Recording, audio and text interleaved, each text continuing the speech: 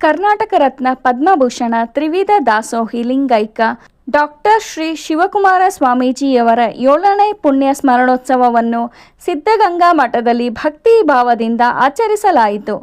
ಪೀಠಾಧ್ಯಕ್ಷರಾದ ಶ್ರೀ ಸಿದ್ಧಲಿಂಗ ಸ್ವಾಮೀಜಿಯವರ ಹಾಗೂ ಕಿರಿಯ ಶ್ರೀಗಳಾದ ಶ್ರೀ ಶಿವಸಿದ್ದೇಶ್ವರ ಸ್ವಾಮೀಜಿಯವರ ದಿವ್ಯ ಸನ್ನಿಧಾನದಲ್ಲಿ ಮುಂಜಾನೆಯಿಂದಲೇ ಗದ್ದುಗೆಗೆ ರುದ್ರಾಭಿಷೇಕ, ಕ್ಷೀರಾಭಿಷೇಕ ಸೇರಿದಂತೆ ವಿವಿಧ ಪೂಜೆ ಕಾರ್ಯಗಳು ನೆರವೇರಿದವು.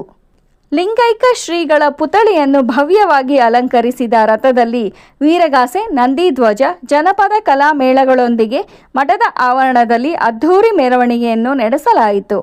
ಉಪರಾಷ್ಟ್ರಪತಿ ಸಿ.ಪಿ. ರಾಧಾಕೃಷ್ಣನ್ ಅವರು ಸಿದ್ಧಗಂಗಾ ಮಠಕ್ಕೆ ಭೇಟಿ ನೀಡಿ ಗದ್ದುಗೆಗೆ ಪೂಜೆ ಸಲ್ಲಿಸಿ ಶ್ರೀಗಳ ದಾಸೋಹ ಮತ್ತು ಸಮಾಜ ಸೇವೆಯನ್ನು ಶ್ಲಾಘಿಸಿದರು.